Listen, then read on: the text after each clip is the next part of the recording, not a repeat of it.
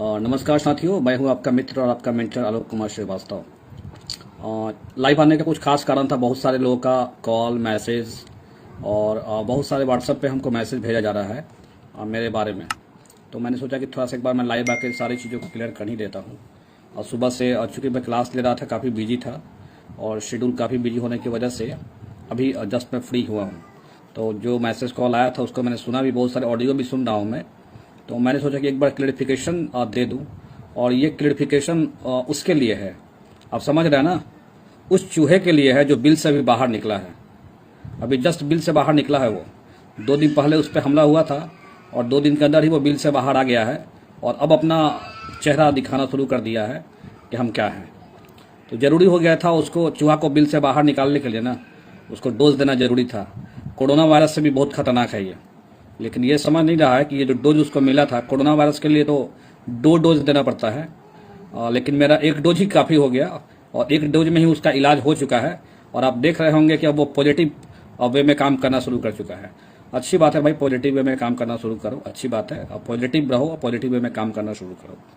और डोज देना जरूरी था उसको। और आप लोग खुद परिणाम देखें ना, डोज का क्या परिणाम हुआ है कि बेचारा पॉजिटिव वे में रिजल्ट, बहाली, इन सबों की बात करना शुरू कर दिया है। लेकिन कुछ आरोप प्रत्यारोप जो लगा रहा है उसका मैं सोचा थोड़ा जवाब में देते चलो। पहला तो बार बार ये 2017 टीईटी 2017 टीईटी 2017 टीईटी किए जा रहा है। उसको बताना चाहूंगा कि जब तेरा ये ठगी का धंधा 2017 से शुरू हुआ था और तेरे ठगी के धंधा शुरू होने से 5 साल पहले 2012 में टीईटी पास हूँ, स्कोर कार्ड डाल दिया हूँ। और बिहार एसटीईटी वर्किंग कमेटी हमारा फेसबुक ग्रुप है और देख लेना स्कोर कार्ड 101 नंबर है। जब तेरा ठगी का धंधा शुरू हुआ था ना, उससे 5 साल पहले क्वालिफाइड हूँ टीईटी। और ये भी बता दूं तुम्हारी जानकारी के लिए कि उस समय मात्र 65,000 लोग पास हुए थे।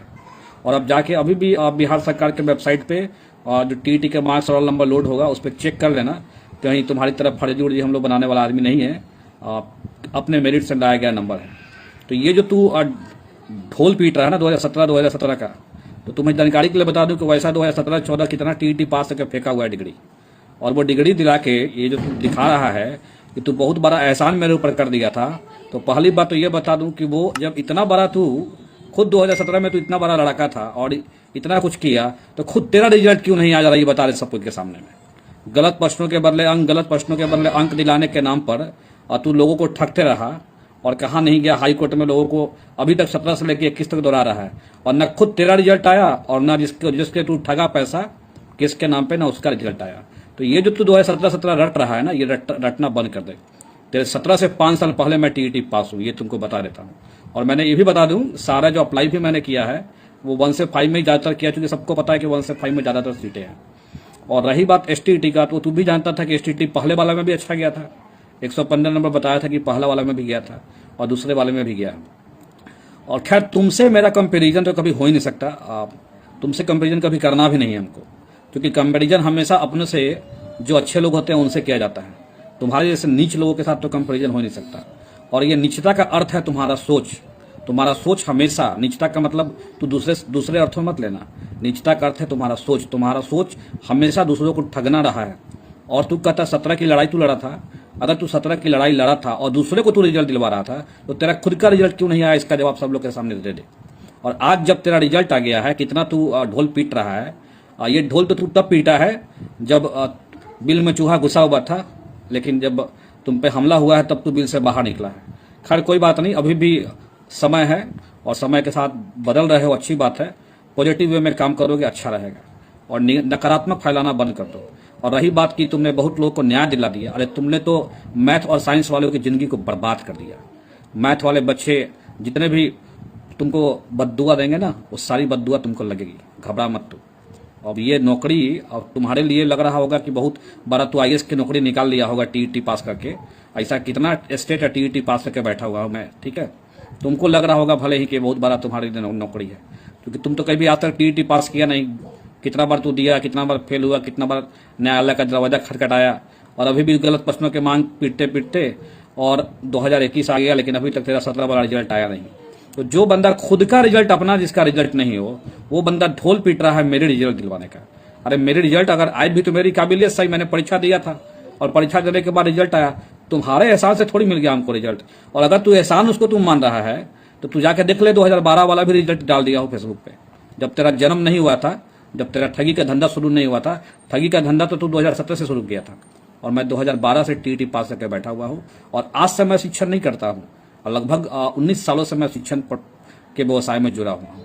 और तुम्हारे जानकारी के लिए बता दूं कि शिक्षण से जुड़ा हुआ हूँ, शिक्षा देता हूँ, और बिहार में ऐसा कोई जिला नहीं होगा जहाँ मेरे पढ़ाए गए बच्चे नहीं होंगे। और मेरे पढ़ाए गए बच्चे, तू मुझसे तुलना तो छोड़ दे, तू बहुत मुझसे तुलना तो करना तेरे बस की बात ही नहीं है। मेरे पढ़ाए गए बच्चे कितने बैंक में ऑफिसर और एसएससी में ऑफिसर है, तुम उसका अंदाजा भी नहीं लगा सकता। तो तू हमसे तुलना तो करना छोड़ ही दे। एक टीचर से तू तुलना करेगा तो वो तुलना तुमको करने लायक तुम है नहीं मेरे से, ठीक है। और रही बात बार बार 2017 जब भूख रहा था तू, इसलिए सोचा हूँ कि लाइव आके तुमको जवाब मैं दे दूं कि 2017 में तेरा क्या हुआ था, पहले तू खुद अपना देख ले।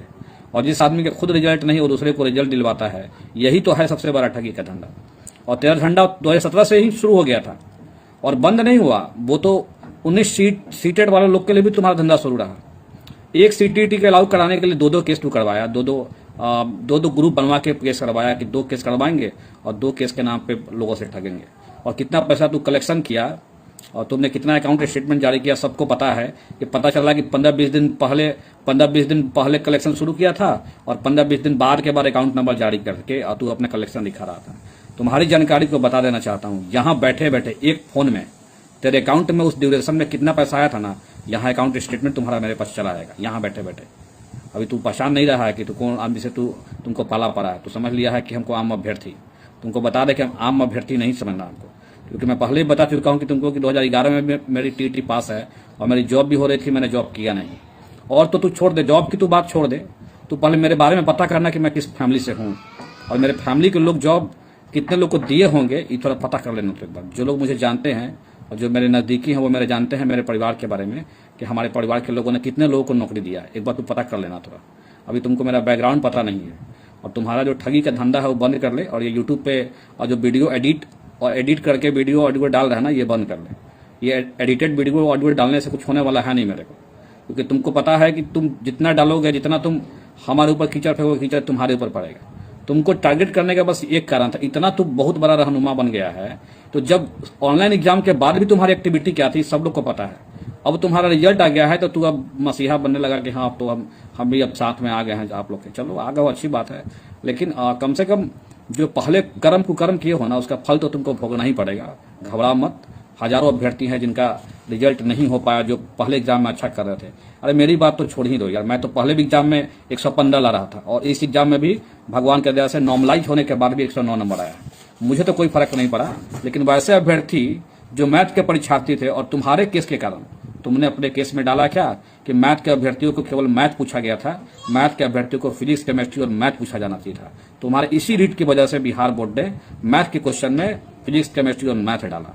तो तुम जो समझ रहा है कि तुम्हारे वजह से लोगों का भला हुआ, तुम्हारे वजह से लोगों का नुकसान हुआ है, ये तुमको पता नहीं। लोगों को तू बेवकूफ बनाता होगा, लेकिन मुझे बनाने की कोशिश मत करना।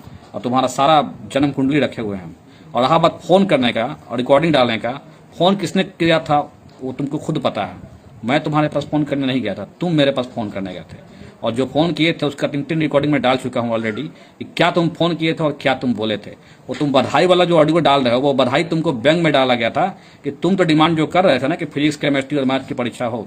तो अच्छा तो हुआ फिजिक्स, केमिस्ट्री और मैथ की परीक्षा हो गई, लेकिन कितना लोगों का नुकसान हो गया फिजिक्स, केमिस्ट्री, मैथ की परीक्षा देने से वो तुमको अंदाजा नहीं है। मैथ की सीट भी फुल हुई है कि नहीं हुई है, इसमें भी डाउट है। जितनी सीटें हैं उससे भी कम रिजल्ट आई है, और इसके लिए सिर्फ और सिर्फ तुम ही जिम्मेवार हो और कोई जिम्मेवार नहीं है। तुमने हमेशा नकारात्मकता को ही बढ़ावा दिया है, प्राइमरी भर्ती को भी तुमने फंसाया। हाँ, उस दिन मैं सब लोग से क्षमा प्रार्थी हूँ भी। उस दिन थोड़ा क्रोधवश मैंने कुछ बोल दिया था, और मुझे ऐसे लोगों के प्रति बोलने की जरूरत ही नहीं है, क्योंकि ऐसे लोग के प्रति मैं बोल के अपना समय व्यर्थ कर रहा हूँ।